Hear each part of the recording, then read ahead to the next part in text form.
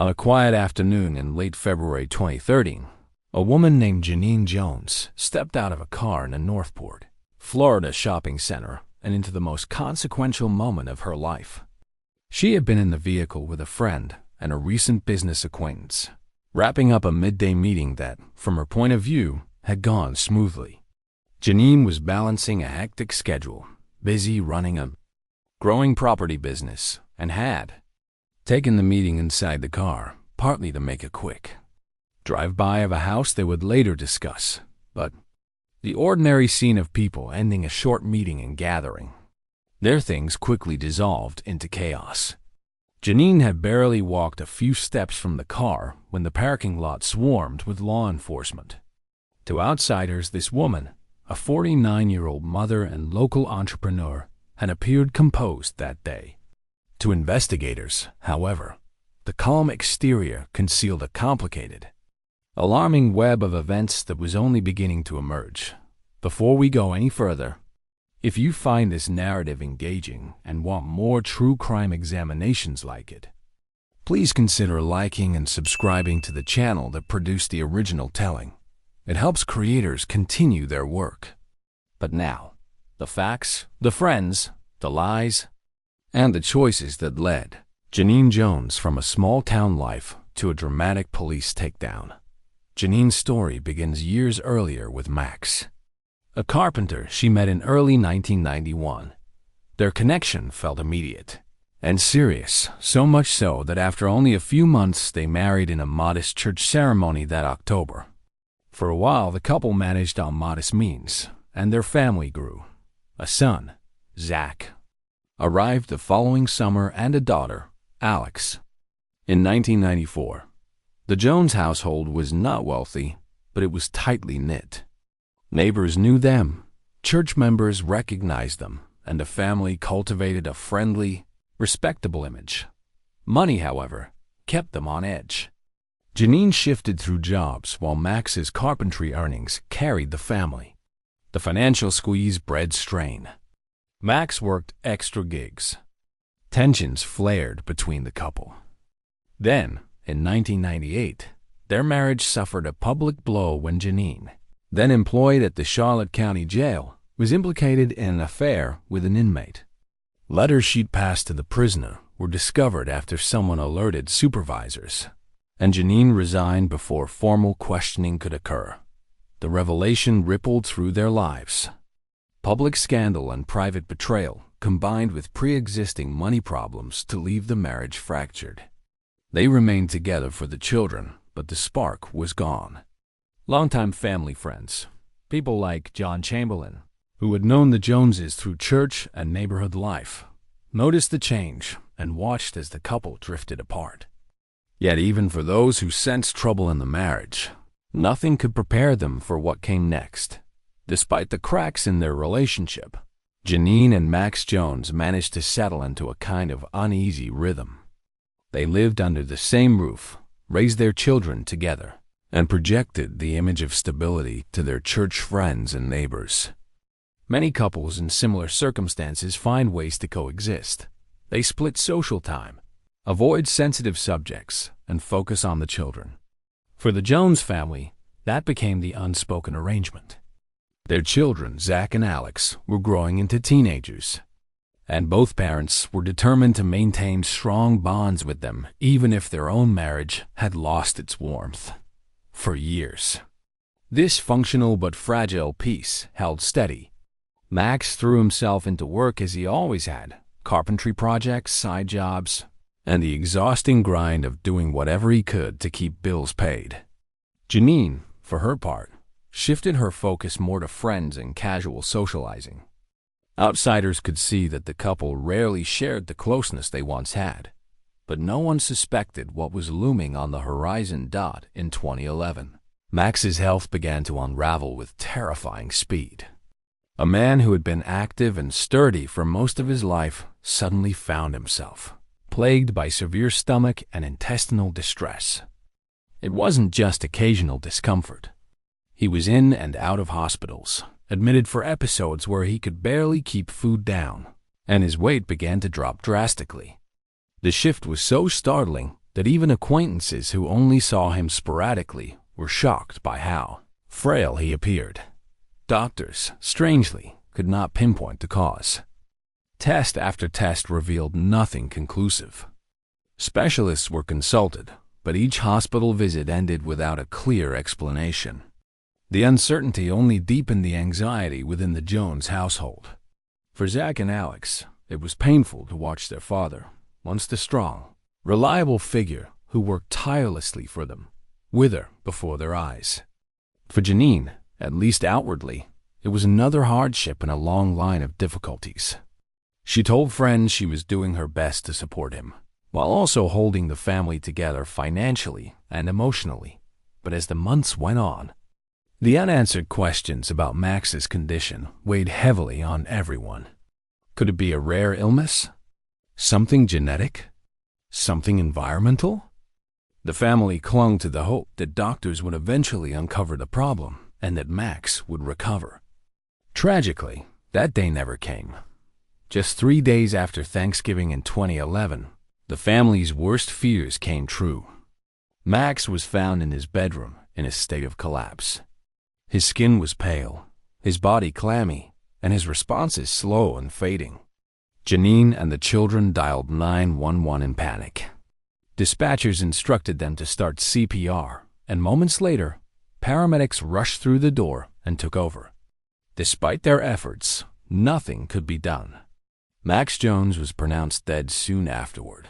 The official cause, a heart attack. Friends and family were stunned. Yes, Max had been sick, but all signs pointed to digestive issues, pain, weight loss, and gastrointestinal symptoms. A cardiac event was unexpected, even bewildering.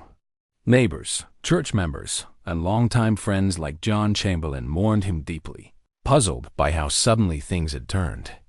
To them, he was still a man in his early 50s, someone who should have had decades left. The loss hit Zach and Alex hardest. At 19 and 17, they were forced into the adult reality of losing a parent, just as they were finding their own paths in life. Zach was barely stepping into independence. Alex was finishing high school. And suddenly, the stability of their father's presence was gone forever. Janine, meanwhile, was thrust into a position that many assumed would break her. She was now solely responsible for her children and for carrying the weight of the household. Given the family's history of financial struggles, friends quietly worried about how she would manage.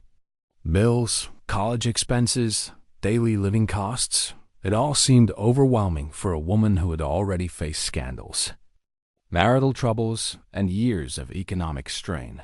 And yet, in the weeks that followed, Janine surprised everyone. While grief might have crippled another person, she seemed to recover remarkably fast. Some said too fast. Within months, she wasn't just maintaining, she was reinventing herself and her family's future. It began with the life insurance policy. When Max died, Janine collected a payout of $1 million. This sudden infusion of money completely changed her circumstances. Friends who had once worried about her ability to pay bills now watched her pivot into a new phase of life. She used the money to launch a business venture in real estate called My Retirement LLC. At first, it looked like the kind of story people admire. A widow rebuilding, taking charge, and creating a brighter future after tragedy. But appearances, as they so often are in true crime stories, were deceiving. Behind Janine's rapid transformation, questions lingered. Why had Max's cause of death never been thoroughly investigated, especially given his unexplained illness? Why had he been cremated within just 2 days, leaving no opportunity for a full autopsy? And why did Janine, so soon after burying the man she had lived beside for 2 decades, seem so ready to move forward? The answers to those questions would unfold in the months ahead, and what they revealed was darker than anyone could have imagined. In the months following Max's sudden death, Janine Jones rebranded herself entirely. Friends and acquaintances marveled at how quickly she seemed to bounce back. While grief usually leaves widows worn down, Janine moved with confidence and ambition. Some whispered that she appeared almost energized, as if the tragedy had unlocked a new drive in her life. With the $1 million life insurance payout now in her hands, Janine seized an opportunity she had long dreamed of, becoming a business owner. She launched My Retirement LLC, a property and investment company that focused on acquiring, fixing, and selling real estate. At first, the concept looked promising. Florida's housing market was ripe for those with capital and determination, and Janine had both thought her pitch was appealing. She presented herself as someone who could help retirees secure affordable homes or investment properties, while also generating profits for anyone who partnered with her. On paper, it sounded like a win-win scenario. She had confidence, charm, and the ability to persuade. Those qualities helped her attract clients, collaborators, and potential investors quickly. Janine's daughter Alex later admitted she was impressed by how her mother managed to keep their family afloat and even turn a painful moment into something constructive. Neighbors saw her buying nicer clothes, carrying herself with more assurance, and speaking about business deals with excitement. If her years with Max had been defined by financial tension, this new chapter was defined by possibility. But for all the outward success, subtle cracks were already showing. The company's records weren't especially organized. Janine, though persuasive, lacked the deep knowledge of contracts, mortgages, and state laws that successful real estate operators need. She relied heavily on appearances and promises rather than careful documentation. Still, because she was personable and seemed trustworthy, people overlooked the sloppy details. One of those people was John Chamberlain, the longtime family friend who had known Jane and Max since their early days at church. John admired Janine's resilience. He considered her a capable woman who had been dealt a tough hand. When she began discussing business ideas with him, he listened seriously. After all, he had watched her children grow up and had been close to the family for decades. By early 2012, John and others around Janine noticed she wasn't just focused on real estate anymore. She was also socially active, hosting dinners, attending events, and portraying herself as a successful, independent woman. To some, it was inspiring. To others, it was puzzling. How could a widow move so seamlessly from loss into this whirlwind of energy and ambition? The truth was that Janine's motivations were layered. The loss of Max had freed her from the burdens of a broken marriage. The insurance payout gave her financial leverage she had never enjoyed before. And her ability to spin a story about resilience, business savvy, and community service allowed her to attract allies.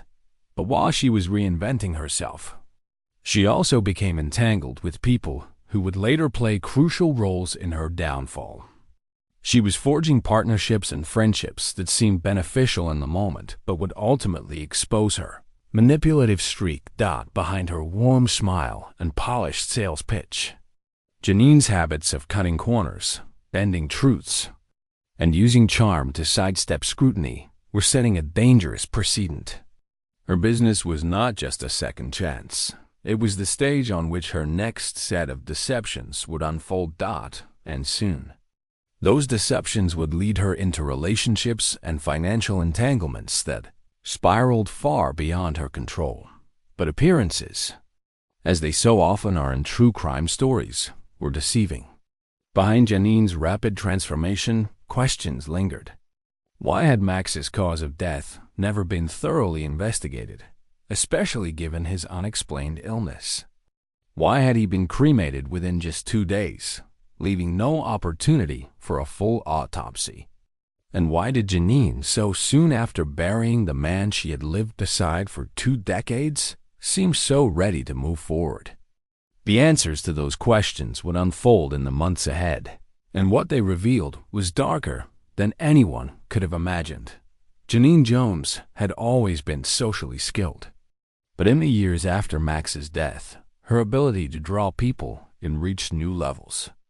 To neighbors and casual acquaintances, she seemed like the picture of resilience, a woman who had endured heartbreak but turned it into strength. She told stories of working tirelessly to keep her family afloat, of building a business from scratch, and of offering others opportunities to join her on the journey. One of the most important figures to orbit Janine during this time was John Chamberlain. John wasn't just another friend. He'd been close to the Jones family for decades. He'd watched Zach and Alex grow up, attended church functions with the family, and offered support during Max's illness. For John, helping Janine after her loss felt like the natural thing to do. He admired her determination and wanted to see her succeed. Janine, of course, welcomed his attention. She presented him with business opportunities, explaining how her company, My Retirement LLC, was expanding. She described potential deals in glowing terms: low risk, high reward, guaranteed returns. John listened closely. On the surface, everything she said seemed reasonable. Real estate was a tangible investment. Florida's market was booming. And John trusted Janine, a woman he had known for years, far more than he would trust a stranger. So when Janine suggested he lend her money to help with the project, John agreed. He handed her $40,000, a considerable sum, but one he believed would be safe with her. She promised repayment with interest, insisting that it was a sound investment. John didn't push for extensive paperwork or legal guarantees. Why would he? This was Janine, his friend, almost like family. But behind Janine's confident smile, things weren't as stable as she made them seem. Her company lacked solid financial footing. She was juggling funds, covering shortfalls with new loans, and spending money quickly. The image of success, nice clothes, social outings, polished business pitches, was maintained only by constantly pulling in new sources of cash. And John wasn't the only one. Janine began cultivating a network of people who would either invest directly or lend her money for short-term ventures. Sometimes she repaid them promptly, reinforcing the illusion that everything was above board. Other times, she delayed or offered excuses. A deal was slow to close, paperwork was tied up, the market had shifted. Always, she framed the delays as temporary setbacks rather than fundamental problems. At first, her charm and persistence carried her through. People wanted to believe her. After all, she seemed devoted to her children, driven to succeed, and credible when she spoke about her plans. But over time, small inconsistencies began to surface. Stories didn't always match. Financial details were vague. Promises went unfulfilled. For those who looked closely, the pattern was unsettling. Yet many chose not to look too closely. They rationalized her behavior. She was a widow trying to rebuild. Surely she deserved patience. Or she had hit an unlucky streak, but things would surely turn around. Janine counted on that goodwill. She relied on people's reluctance to confront her directly, and their tendency to excuse missteps when trust had already been established. It was a strategy that worked well, at least for a while. But every scheme built on half-truths and borrowed time eventually starts to crack. For Janine, the cracks were forming quickly. The money she had once viewed as a lifeline was becoming a trap. The deeper she reached into her friends' pockets, the more entangled her lies became. And as the financial pressure mounted, her actions grew bolder, more reckless, and increasingly dangerous.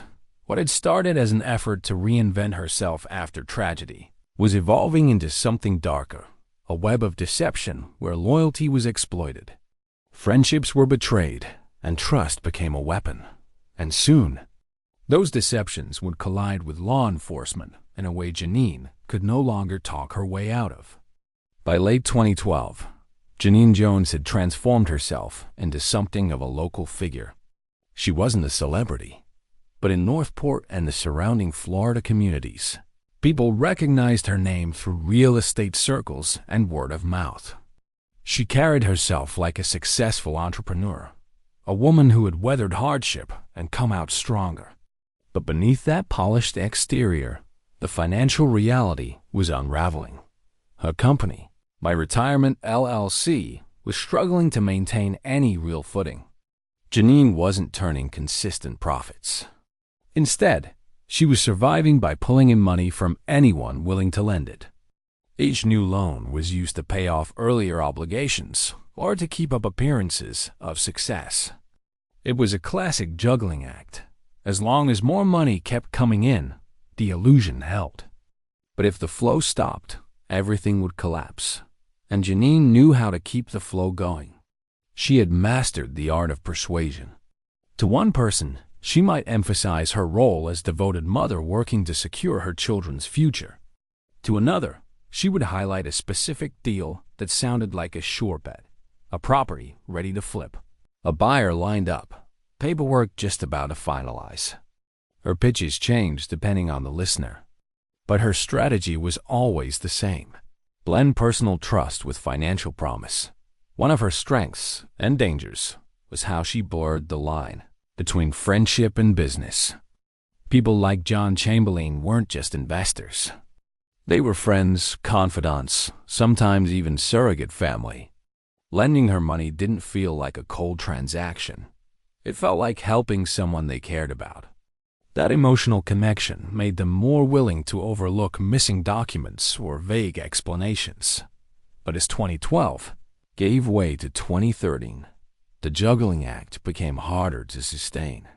Payments were late. Excuses piled up. Some investors began to ask sharper questions. Others grew uneasy, but hesitated to press too hard. After all, confronting Jenny meant admitting they might have been misled, and many didn't want to face that possibility. Janine responded the only way she knew how: by digging deeper. She doubled down on charm, spinning new stories, and seeking out fresh sources of cash. She attended more social gatherings, pitched more opportunities, and presented herself as a woman constantly on the brink of the next big deal. But the walls were closing in. Unbeknownst to her, whispers about her practices were beginning to circulate. A few of her investors compared notes and realized her explanations didn't always line up. Others wondered how a woman who seemed flush with cash could still be asking for more loans.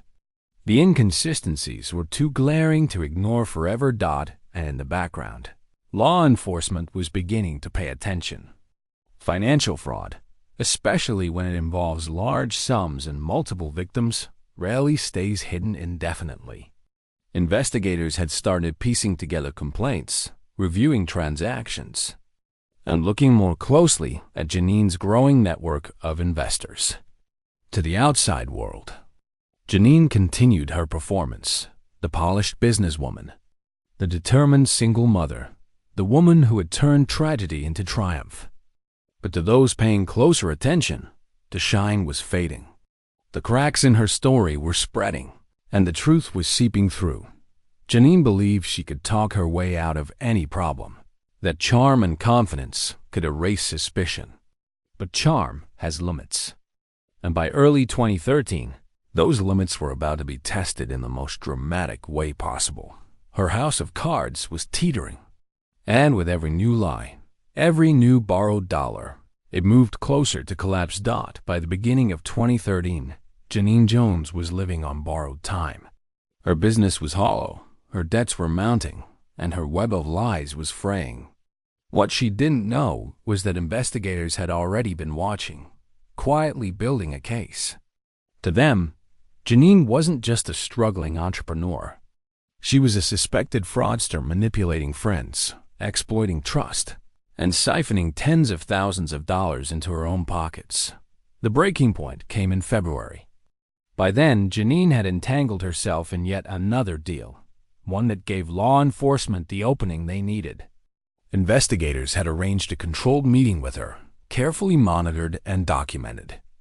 The goal was simple: catch her in the act, and ensure there was no room for her usual excuses. On February 28, 2013, Janine sat in the back seat of a car parked at a Northport shopping center. With her was a friend and a business associate she had recently courted. To Janine, it was just another meeting, another chance to present herself as the savvy businesswoman on the verge of success. They talked numbers, properties, and possibilities. She spoke with the confidence that had persuaded so many others before. But outside that car, law enforcement was waiting. The moment Janine stepped out, the ordinary rhythm of the day shattered. Officers swarmed the parking lot, surrounding her with precision. Shoppers nearby froze, startled by the sudden rush of uniforms and vehicles. Janine, still holding her belongings, barely had time to register what was happening before she was placed under arrest. For investigators, this was the culmination of months of work. They had gathered enough complaints, traced enough money, and spoken to enough victims to build a compelling case. But more than that, they wanted to make sure Janine couldn't slip away with another excuse, another delay, another promise of repayment that never came. The sting in the parking lot wasn't just about arresting her. It was about making a statement. The performance was overdone to those who knew Janine. The arrest was almost unthinkable. Friends who had lent her money still clung to the belief that she was simply unlucky, that her heart was in the right place. Others, more skeptical, weren't entirely surprised. They had seen the inconsistencies and suspected something was wrong. But even they hadn't expected such a dramatic takedown in broad daylight. At a busy shopping center, news of the arrest spread quickly. In small communities, word travels fast, and Janine's name was soon on everyone's lips. Was she really a con artist? Had the widow who reinvented herself after tragedy actually been exploiting the very people who trusted her most? For Janine, the arrest marked a turning point she could not charm her way out of. In custody, she faced a new reality. Investigators weren't just curious neighbors asking questions. They were professionals armed with evidence, timelines, and sworn statements. Her usual blend of half-truths and confident promises would no longer suffice. Still, Janine didn't fold easily. Even as the weight of the charges pressed down on her, she carried herself with the same composure she had shown for years. To some, it was defiance. To others, it was denial. Either way, the woman who once seemed untouchable was now firmly in the grasp of the law. What none of her friends or investors yet realized was just how deep the damage went. The arrest was only the beginning. As prosecutors dug deeper, the extent of Janine's betrayals and the staggering sums of money involved would come to light. The polished image she had crafted for so long was gone. What remained was a trail of deception, a broken community, and a looming courtroom battle that promised to expose everything. The arrest in February 2013 was dramatic, but the real reckoning came later in the courtroom. For years, Janine Jones had controlled the narrative. She told her friends what they wanted to hear, promised investors that repayment was just around the corner, and convinced herself that she could talk her way out of anything. But trials strip away performance. In court, there are no charming pitches, no selective truths, only evidence, testimony, and the cold clarity of facts. Prosecutors wasted no time painting Janine as more than just a struggling widow. They described her as a manipulator, someone who had systematically preyed on trust, blurring the lines between friendship and business to line her own pockets. They presented bank records, transaction histories, and witness statements. Piece by piece, the polished image she had built began to crumble. The most powerful blows didn't come from documents, though. They came from the voices of the very people she had deceived. John Chamberlain, the longtime family friend who had once stood by her side, now sat on the witness stand describing how he had given her tens of thousands of dollars in good faith. His voice carried both sadness and disbelief. Sadness that he had been used, and disbelief that the woman he thought of almost as family had betrayed him so completely. Other investors echoed his story. One described how Janine had assured them a deal was all but done, and that repayment would be quick. Another recalled how she leaned on their friendship, making the transaction feel more like helping a loved one than signing a loan. Each testimony added weight to the prosecution's argument. Janine wasn't unlucky. She was calculated. Janine's defense team tried to soften the narrative. They framed her as a woman overwhelmed by circumstances, someone whose ambition had outpaced her ability. They pointed to her history of financial struggle, her role as a single mother, and her efforts to create a business in a competitive market. To them, she wasn't a criminal mastermind. She was simply someone who made poor choices under pressure. But the jury wasn't swayed. The sheer number of victims, the consistency of their accounts, and the financial paper trail left little room for doubt. What might have been excusable as a single bad deal or a moment of desperation looked, in total, like a deliberate pattern of exploitation. Sitting in the defendant's chair, Janine maintained her composure. She didn't break down or lash out. To some, her calm demeanor was unnerving, as though she still believed she could control the outcome. To others, it was just more proof of how deeply she lived in denial. The trial stretched on, each day adding to the pile of evidence. Friends who had once admired Janine now sat in the gallery, grappling with conflicting emotions. They remembered the woman who had hosted dinners, who had comforted them in times of need, who had once seemed to embody resilience. Reconciling that memory with the evidence of fraud was painful, but justice, slow and deliberate, was closing in. By the time closing arguments were delivered, the story was clear. Janine Jones had not simply stumbled into failure. She had orchestrated a scheme built on lies, and in doing so, she had left a trail of financial and emotional devastation behind her. The verdict would not just determine her fate. It would also serve as a message to the community. Trust, once broken, has consequences, and charm cannot erase the truth. When the jury returned, the atmosphere in the courtroom was heavy. Everyone, victims, reporters, neighbors, even casual observers, leaned forward as the clerk began reading the verdict. For Janine Jones, it was the moment where years of charm and carefully constructed illusions collided with the cold weight of accountability. Guilty. One by one. The charges were confirmed: fraud, theft, deception. The verdict stripped away whatever hope Janine had of walking free. For those who had once trusted her, the decision brought a bittersweet sense of closure. They would never get back the money they lost, nor the friendships broken by betrayal. But at least the truth was now undeniable. The sentencing hearing gave victims another chance to speak. John Chamberlain addressed the court directly, his words laced with pain. He described how the betrayal had shaken him, not just financially, but personally. To him, the money was significant, but the real wound was the loss of trust. Trust in a woman he had considered family.